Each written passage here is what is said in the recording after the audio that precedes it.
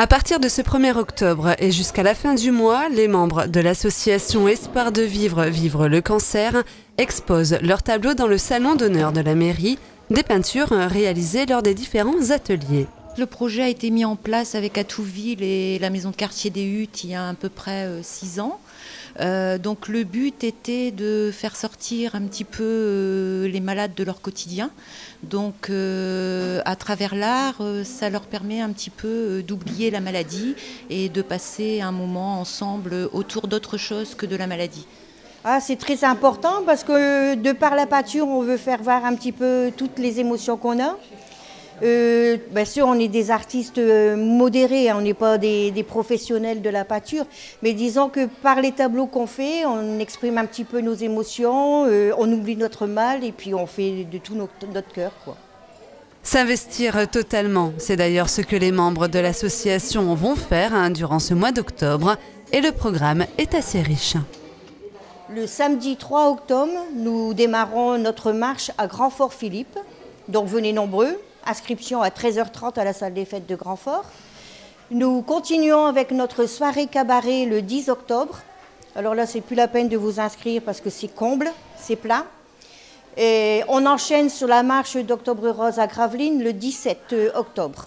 Et là, cette année, ça se passe à Gravelines Centre, 13h30 à la maison des associations, pour une marche dans Gravelines.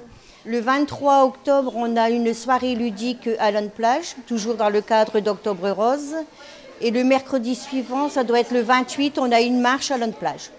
Un mois très important pour le dépistage du cancer du sein. Un dépistage qui sera remboursé à 100% pour les femmes à risque, quel que soit leur âge, dès le printemps 2016. Tous les 2 ans, la première association de country du littoral organise un week-end country. Cette année est d'autant plus spéciale que l'association fête ses 15 ans. Hormis le concours de la plus ancienne tenue country qui aura lieu le samedi, le programme est riche. Un bal, ce qu'on appelle un bal CD, qui se fait généralement le samedi, plus le dimanche, ça sera donc un bal avec un groupe de chanteurs. Là, aujourd'hui, enfin disons ce week-end, ça sera Frank Silver.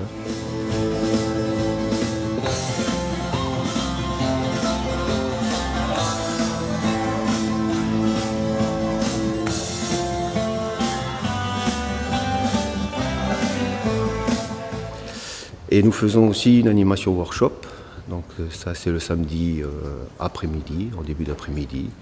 Cette année nous avons Rémi Lemaire, donc un chorégraphe local, et qui va donc animer des danses de country. Passionnés, initiés, amateurs, novices ou même curieux, le week-end country est ouvert à tous.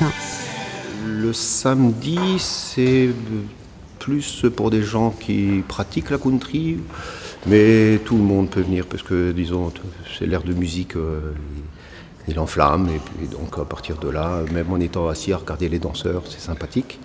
Et le dimanche, donc là, c'est tout le monde, puisque forcément, c'est un groupe qui vient. Donc, ça, c'est le plaisir d'écouter à la fois le groupe et les danseurs. Forcément, eux, ils sont encore plus aux anges.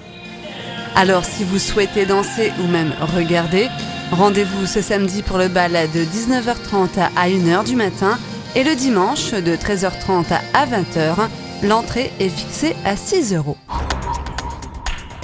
Captain Nico et Emmanuel Ponce invitent le public à partir à la découverte de leur travail de création à travers l'événement Les Guitares à Manu.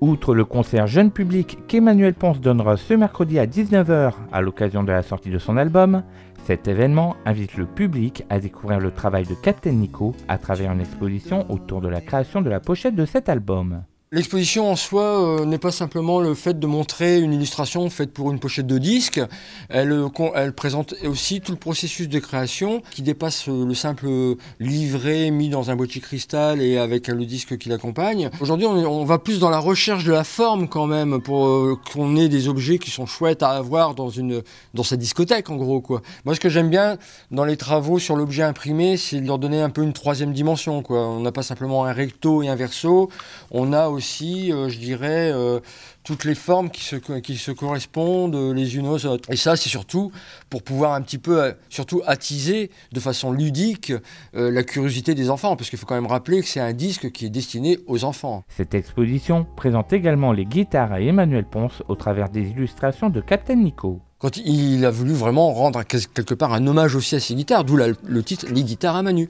Et il m'a demandé donc de représenter ses guitares. On retrouvera dans l'album les différentes guitares qui sont dessinées, on les retrouvera dans la décoration, on retrouvera en fait les vraies guitares. À la suite du concert de mercredi soir, Captain Nico proposera une visite commentée de son exposition avec des explications sur sa façon de travailler. S'en suivra une séance de dédicace où Emmanuel Ponce et Captain Nico seront disponibles pour répondre aux questions du public.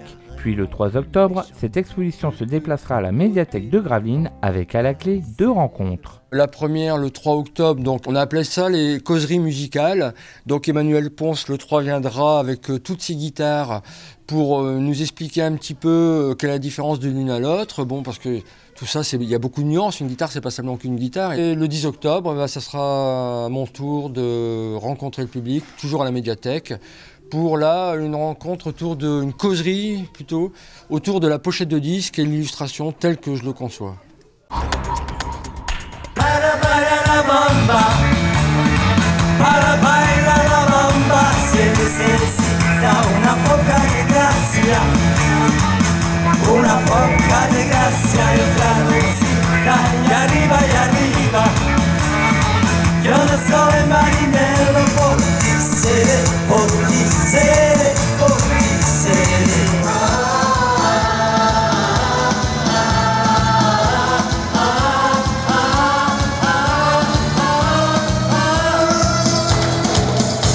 Bailemos el bimbo, bimbo, bimbo. Y un pasito para allí, un pasito para allá. Hey, hey, hey. Baila.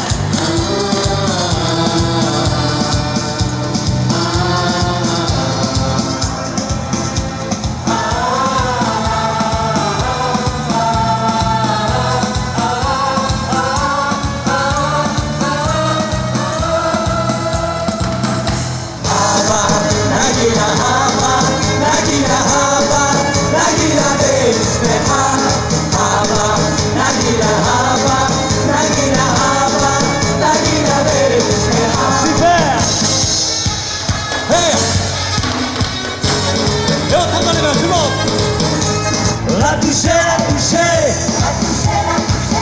la toucher, la toucher, la toucher, la toucher, la toucher, la toucher, la toucher, la toucher, la toucher, la toucher. Toi qui voulais, toi qui voulais, toi qui voulais toucher,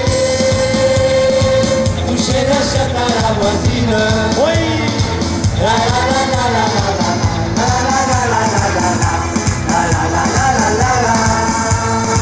Ce soir, nous irons danser sans chemise, sans pantalon.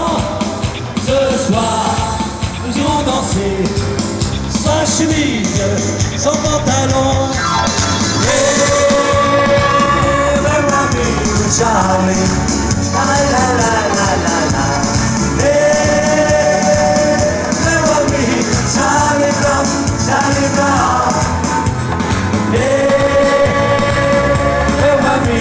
Charlie, la la la la la.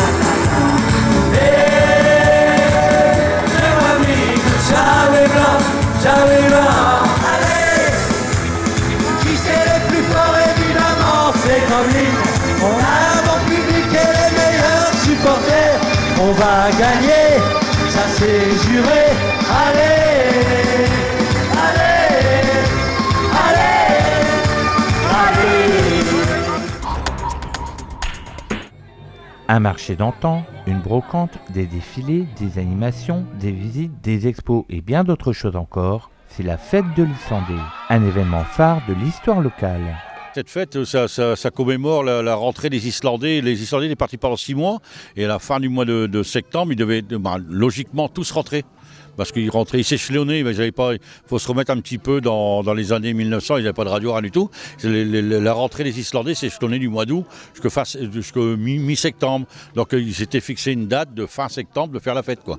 Donc on essaye de refaire un petit peu, de remettre au goût du jour tout ce qui existait dans le temps, avec les moyens qu'on possède maintenant. Mais bon, on fait ça un petit peu, pas trop sérieux, quoi, que ça reste un petit peu la bonne franquette, quoi. Tous les ans, il est devenu coutume de révéler les noms des rues, des cafés, des commerces et des fermes d'autrefois pour préserver la mémoire locale. Cette année, 5 nouvelles plaques de rue ont été dévoilées. Un petit mot devant la ferme Merlier, qui est une des dernières fermes des Huttes, quoi.